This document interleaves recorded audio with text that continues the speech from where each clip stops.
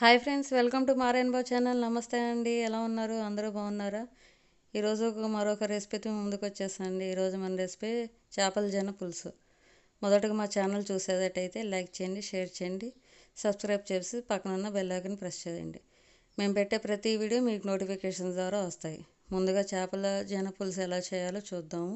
దానికి కావాల్సిన పదార్థాలు: నేను ఉప్పు, పసుపు వేసి చేపల జన ఉడకబెట్టానండి. ఉల్లిపాయలు, పచ్చిమిరపకాయలు, టమాటాలు, కరివేపాకు, కొద్దిగా అల్లం వెల్లుల్లిపాయ పేస్ట్, ఉప్పు, కారం, పసుపు, జీలకర్ర, చింతపండు పులుసు, కొత్తిమీర. ఇప్పుడు మనం ఎలా చేయాలో చూద్దాం. ముందుగా స్టవ్ వెలిగించుకొని బాండీ పెట్టుకొని దాంట్లో నూనె పోసుకుందామండి. నూనె వేడెక్కిన తర్వాత దానిలో జీలకర్ర వేసుకుందాం.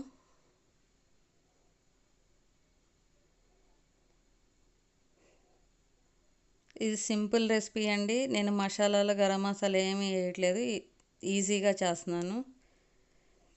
జీలకర్ర వేగిన తర్వాత పచ్చిమిరపకాయలు, కరివేపాకు వేసుకోవాలి. అది లైట్గా కొంచెం వేగిన తర్వాత ఉల్లిపాయలు వేసుకుందాం.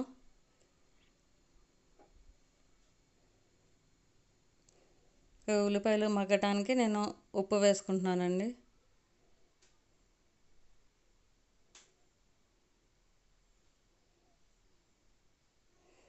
పసుపు వేసుకొని ఒకసారి తిప్పుకోవాలి.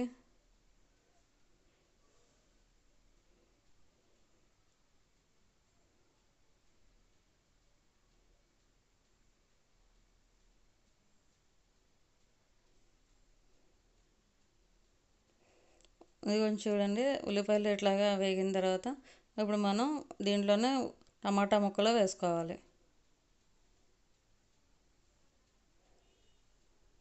ఇవి కూడా ఆయిల్లో కొంచెం ఫ్రై చేస్తున్నాం.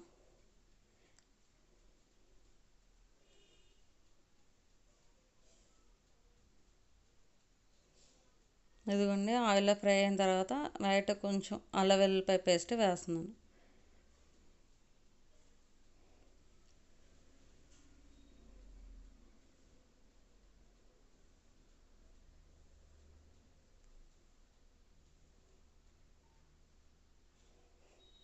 అల్లం వెల్లుల్లిపాయ వేగిన తర్వాత కారం వేసుకుంటున్నానండి. నీసు కూర కదా, కొంచెం కారం ఎక్కువ వేసుకుంటున్నాను నేను.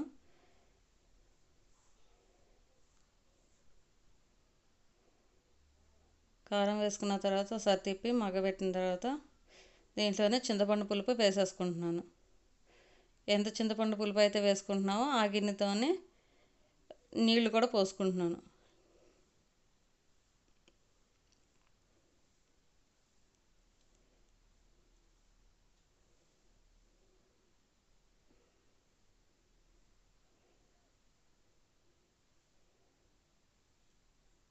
ఇది కొంచెం మరగాలండి. మరిగిన తర్వాత ఇందాక మనం చేపల చేన ముక్కలు చేసి పెట్టుకున్నాం కదా, ఉడకబెట్టినవి, అవి వేసేసుకోవాలి. ఇది సింపుల్ అండ్ ఈజీ రెసిపీ అండి, చాలా బాగుంటుంది టేస్టీగా. ఎప్పుడు చేపల చేన వేపుడే కాకుండా ఒకసారి ఈ పులుసు కూడా ఇట్లాగా ట్రై చేసి చూడండి, ఎంతో టేస్టీగా ఉంటుంది. అందరూ ఎంతో ఇష్టంగా తింటారు. చూసారా, ఎక్కువసేపు ఉడకబెట్టకూడదండి, ఎక్కువసేపు తిప్పని కూడా తిప్పకూడదు. ఎందుకంటే అవి చేపల జొన్న ఎక్కువ తిప్పినా సరే పొడుం పొడుం అయిపోతాయి. అలాగా పీసెస్గా ఉండాలంటే కొంచెం చింతపండు రసం వేసిన తర్వాత మరిగిన తర్వాత వేసుకోవాలి. వేసుకున్న 5 మినిట్స్ దాకా ఉడకబెట్టి కొత్తిమీర వేసుకుని దించేసుకోవాలి. చూసారా, బౌల్లోకి తీసాను, ఎంతో బాగున్నది.